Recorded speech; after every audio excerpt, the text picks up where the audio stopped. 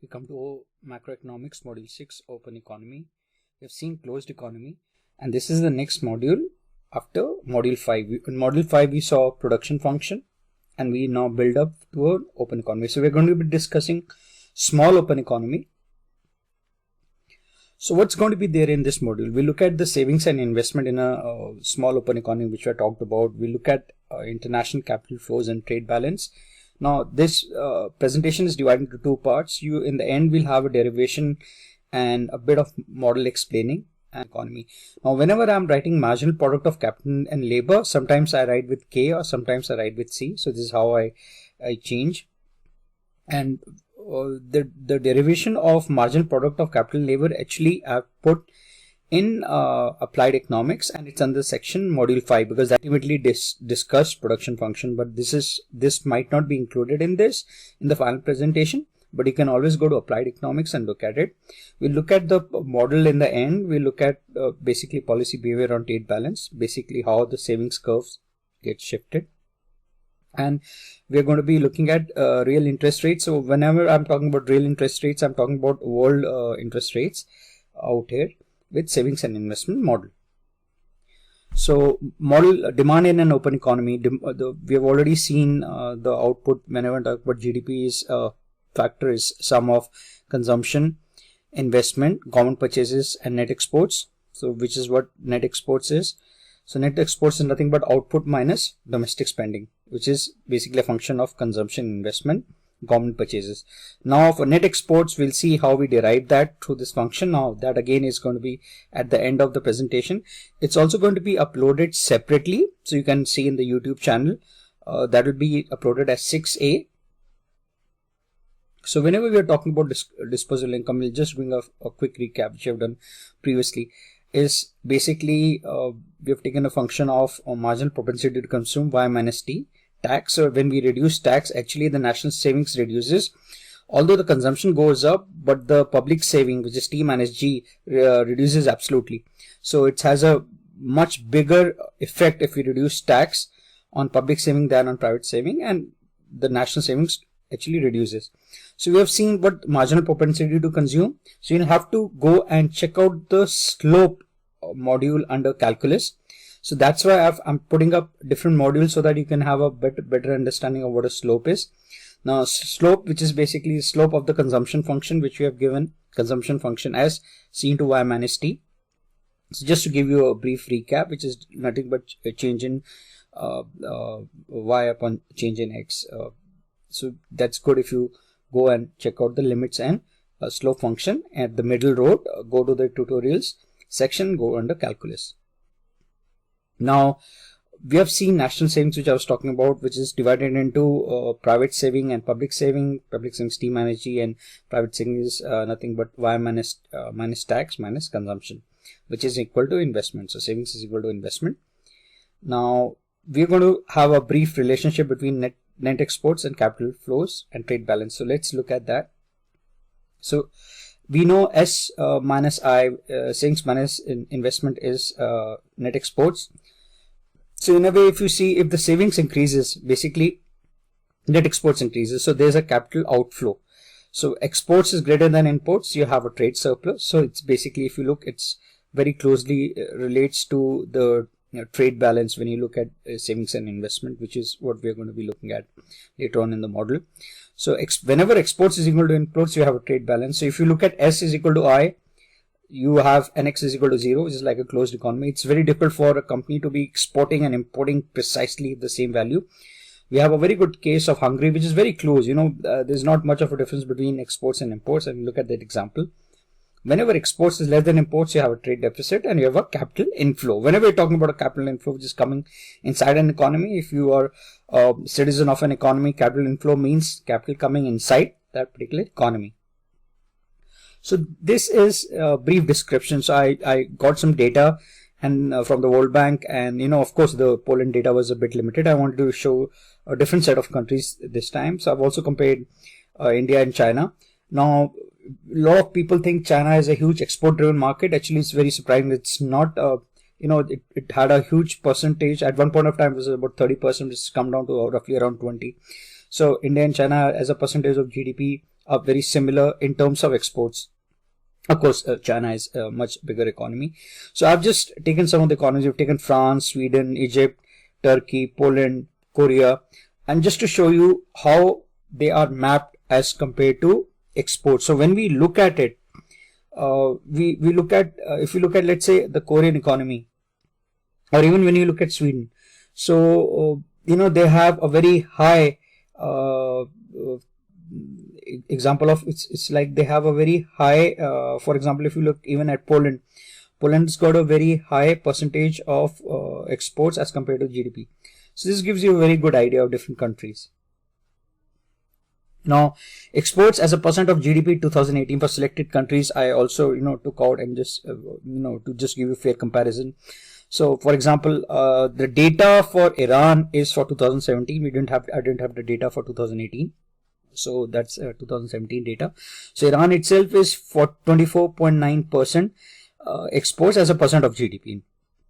But if you look at the GDP exports, so Latvia and Thailand is very high. You have even Germany, which is maybe by 2020, it was roughly around 50-51%. So very high. They're very tuned to global economy. The countries which are very high on exports are very, very tuned to changes in the global economy. I'd shown China out there. China is about 20%. So it just come down. US is about 12.2%. So US exports as a percent of GDP is only 12.2% as of data of 2018. So just to show you, the exports as a matter of is just not that important as compared to some other countries. So what is a small economy? So when we're talking about small economy, it's a very simplistic, because it's simple to go into small economies than go into large economies. When we're talking about small economies, they are small compared to the world economy. But one of the most defining things, they have a perfect capital mobility. That is, the residents can go and access global capital markets, global financial economies. This basically means it's a capital account convertibility. We'll come to this at a later date. They can borrow and sell. So residents can borrow and sell at world interest rates, and they cannot influence the world rate. So that's one of the things in a small open economy. So some of the examples are Canada, Hungary, and Singapore. We'll look at them in. I've got figures from Hungary, so we can look at it. So this model is predominantly simple. When you look at a lot of other economies, they do have influence on the global economies. But when we're looking at Canada, Hungary, they're perfect examples of small open economies. So let's look at Hungary. Now, Hungary imported, this is data is as of 2018. I got it from OECD. So Hungary imported about 80.6% as a percent of goods and services of GDP. Which is import of goods and services as a percent of GDP was 80.6, whereas it is exported about 84.9. So this is very close. So if you look at the import of goods, it imported a bit more, but in terms of services, it exported a bit more. So if you combine this, there's hardly about $5 to $6 billion of difference. So this is a very critical example of an economy when you're looking at a small open economy. And here, even if you look at the difference between exports and imports, is very close to almost zero.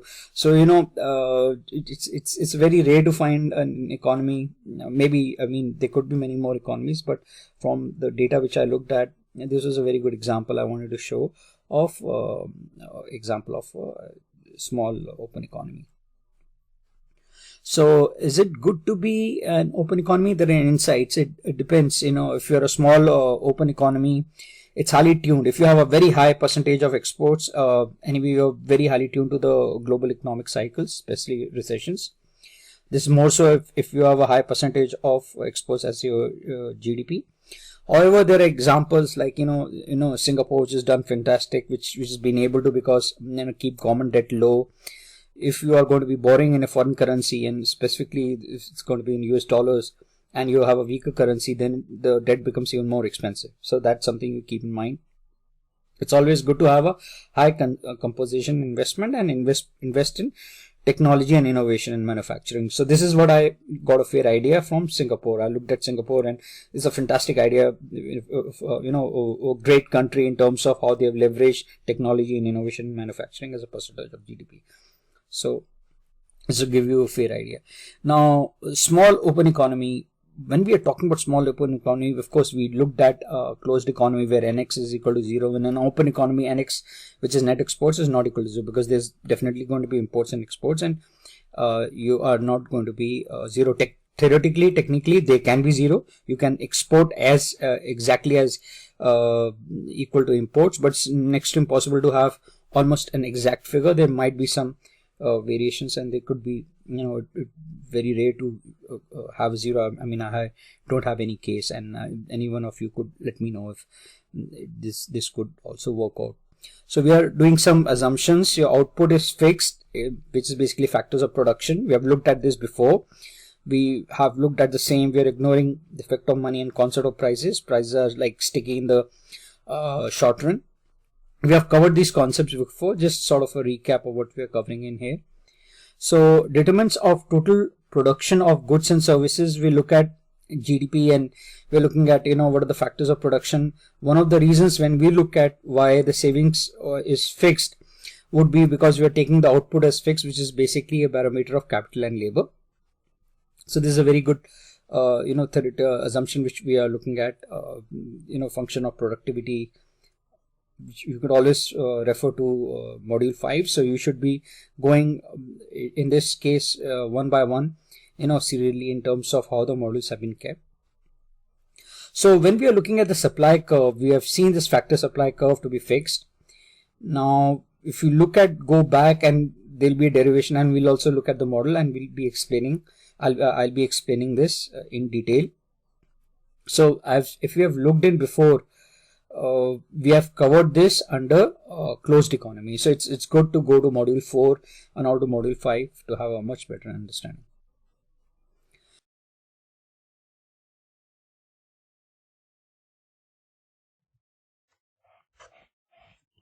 So we start with we try to understand the relationship between savings, investment, and capital outflows.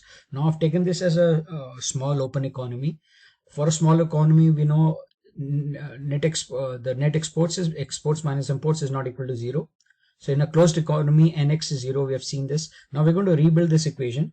So output as a GDP is is sum of consumption, investment, government purchases, net exports, but it is basically the summation of domestic goods and services. So that's why I've again rewritten the equation as C with the denomination D.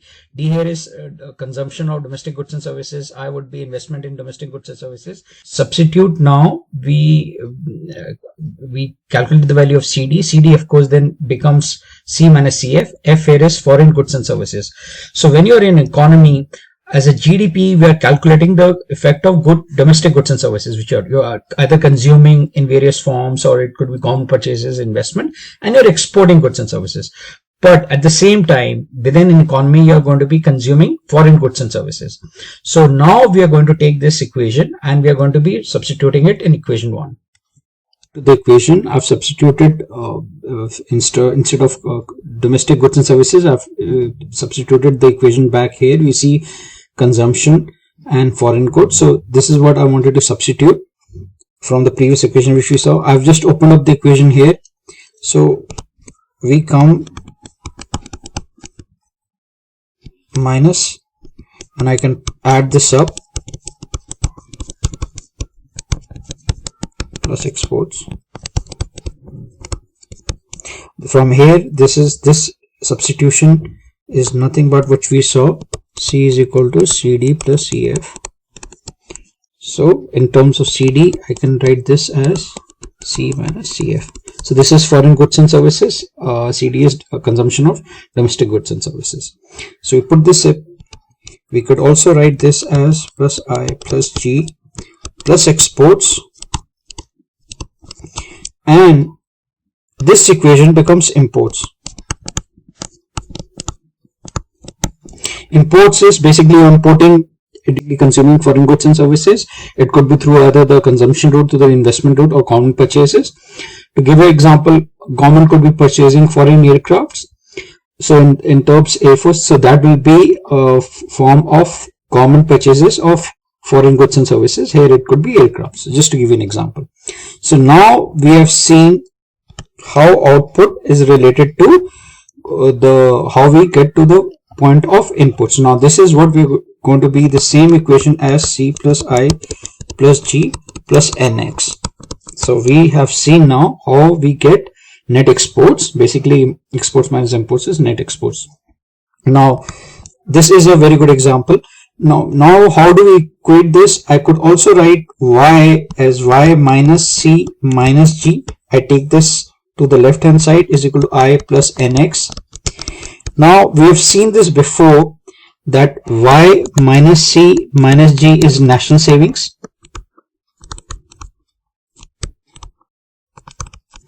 So savings are of two types, public saving and national saving. Public saving we saw as Y minus T minus C and T minus G. This is public saving and this is private saving, and both equate, and if you add it up it comes to Y minus C minus G, which is national saving. So I could write this as S, which is national saving, is equal to I plus NX. So this gives you a very good idea of what is the relationship between savings, investment and NX, which we will further derive this equation to get ultimately the final, because we're going to be building a model. Today we are going to be seeing how savings is related with real interest rates. The real interest rates here we are taking as world interest rates. Now we are preparing this to build a model. Now we know output is a function of capital and labor. Capital and labor is fixed, as we know, so the output is fixed.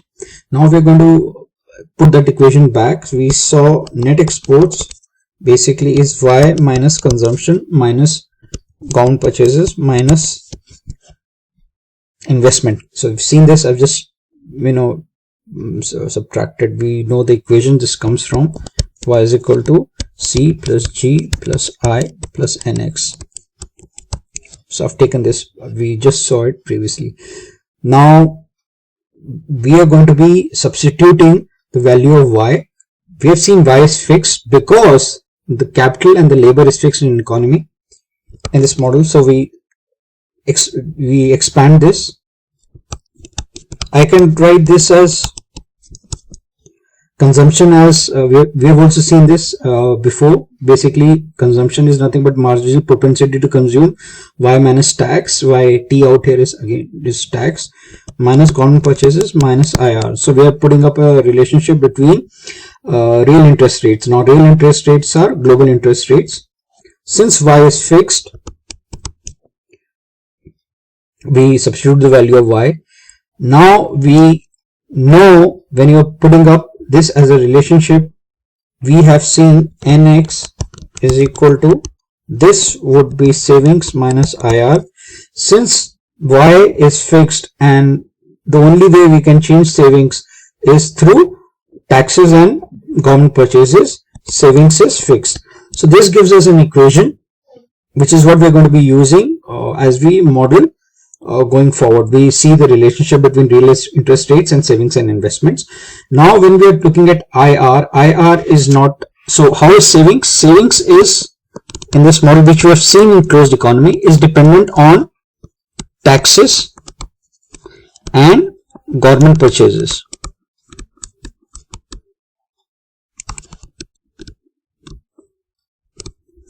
So it is not dependent on interest rate, real interest rates. So we are going to be building this model. So the only way we can change the savings, which is fixed, is either changing taxes or changing government purchases. We know if we increase government purchases, which is like public saving, which we have seen,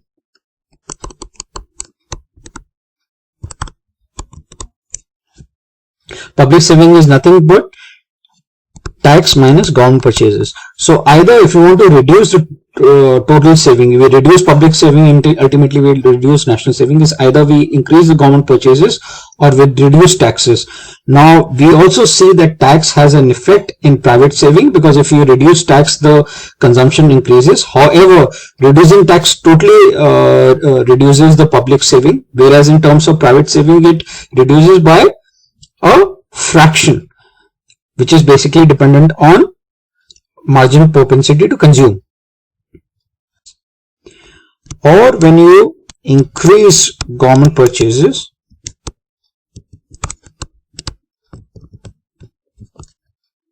you reduce national saving.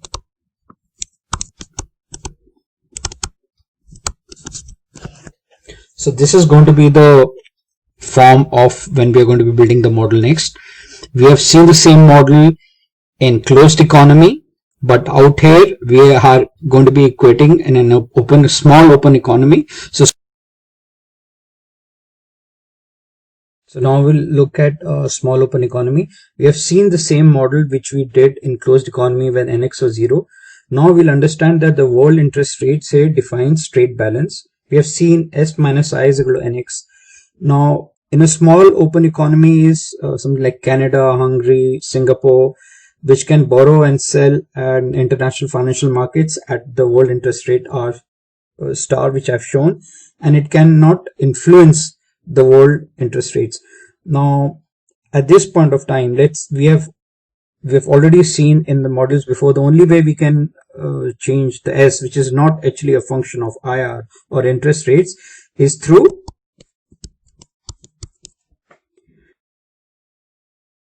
so if you want to reduce savings, let's say if we decrease the taxes or increase government purchases, the savings curve will shift towards the left. Now as the savings curve shifts towards the left, we know the savings reduces. So S minus I, the savings is going to reduce. A reduction in the savings reduces nx. So we've seen this, the shift go towards the left, and this is the new point of Rx risk. So this is going to be defining your nx.